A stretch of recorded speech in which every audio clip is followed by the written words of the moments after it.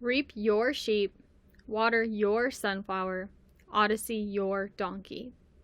By Sidney M. Baumgartner. Why are we different? Why did God not evenly roll out a perfect batch of dough on the table, sprinkle some flour on it, and use one cookie cutter to devise the denizens of the earth? When you think of a sheep, what do you think of?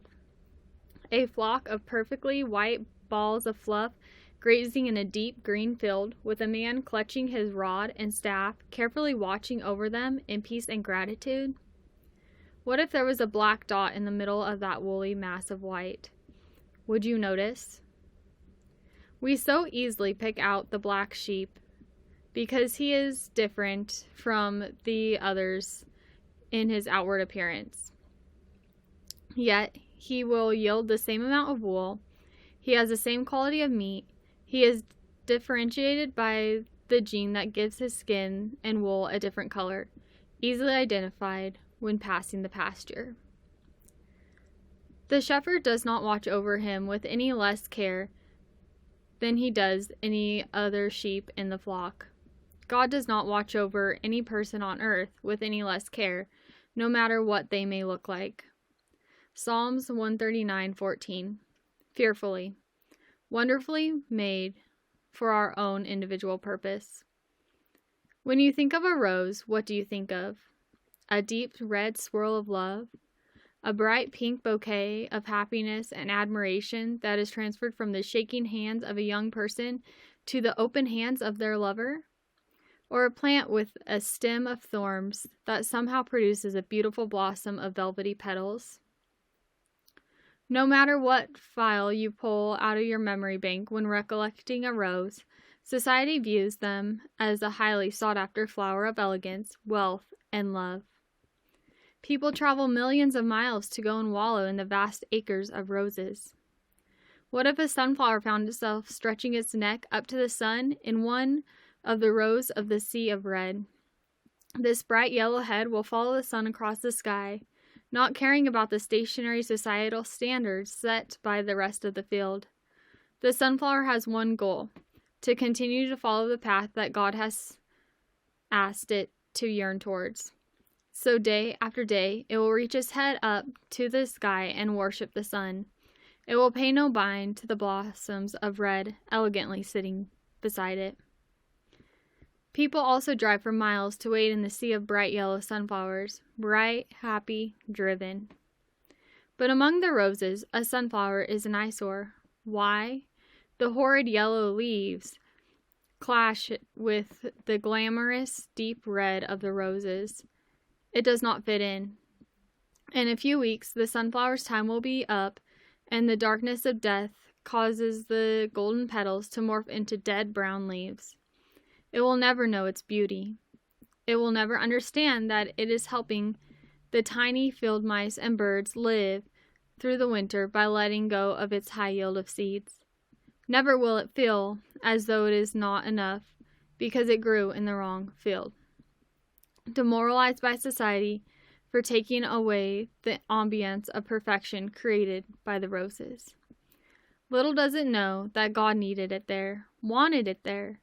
He perfectly placed the sunflower among the roses to bring brightness and individuality to the field, to reframe the perfection of the acreage of glamorous red. Romans 12:2. Do not be conformed to this world, but be transformed by the renewal of your mind, the testing you may discern what is the will of what is good and acceptable and perfect. Donkey, burro. Fool, clod. I am sure that you could come up with an entire page of words used to describe this brown-legged creature. Not a horse who is majestic, elegant, much sought after.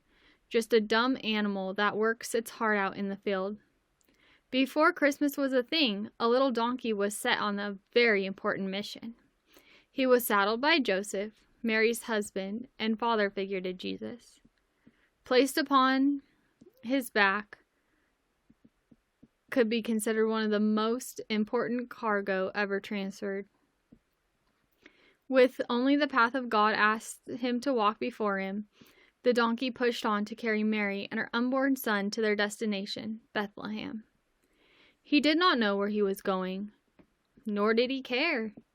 Just one step in front of the other, trusting in God's plan.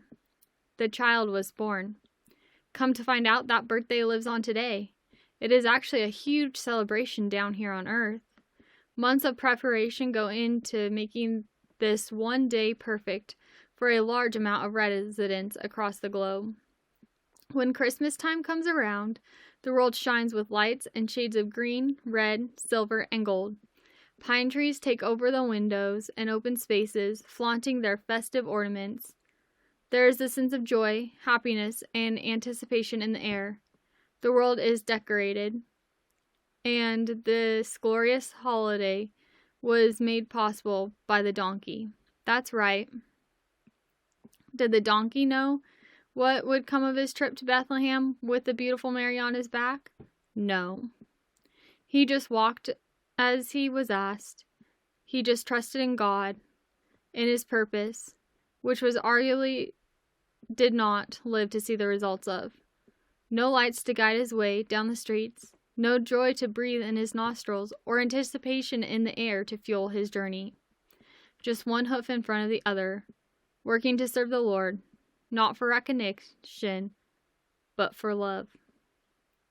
Colossians 3:23.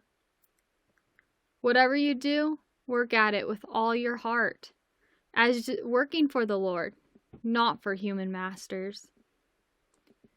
Jesus was looked down upon by the Pharisees, members of a traditional religious sect focused on outward appearance and firmly against any change Jesus would bring into the community. Jesus did great things. Things termed miracles in the eyes of his followers. He healed the unhealable, halted storms, helped a blind man see, turned water into wine. Because these things were not done how the Pharisees and other local groups thought things should go, they looked down upon Jesus. But Jesus was not working for recognition. He was just trying to spread love. In the course of his travel in the region while he was preaching, Jesus journeyed to Jerusalem. He never would have gotten there if it was not for the donkey. Yep, once again, a donkey transported Jesus to a town for him to make a great impact on the world. An event now known as Easter. The little donkey carefully stepped over the palm leaves littering the streets as symbols of peace. He was not noticed by the paparazzi of onlookers, nor did he want to be. The donkey knew that his job was to carry Jesus carefully to his destination. These are two events that are still celebrated today, made possible by the donkey. He is the one who did the work, but is not acknowledged for it. The donkey does not seek acknowledgement, but only to complete the mission God sent him to do. Mary and Jesus were amazing individuals, magical in their own sense. The ones who made the headlines, but the real badass is the donkey. He worked in his own way. He continued to persevere today, even though he is the face of stupidity most times. Matthew 11:29. Take my yoke upon you, and learn from me, for I am meek and lowly in the heart, and ye shall find rest unto your souls. Jesus and Mary were black sheep, the ones that were criticized for not looking like the other people who created the flock that ruled the earth. Mary was a pregnant virgin, and Jesus was a miracle worker who worked to please God, not the group mindset of the Pharisees. The donkey that carried these two individuals was the sunflower in the field of roses. He grew and worked for God with faith. He got to see the journey and happiness once Jesus and Mary got to their destination. His job was then done. much like the sunflower withers, dies and forgotten, so is the donkey.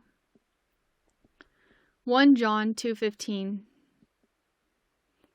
Do not love the world, or the things in the world. If anyone loves the world, the love of the Father is not in him.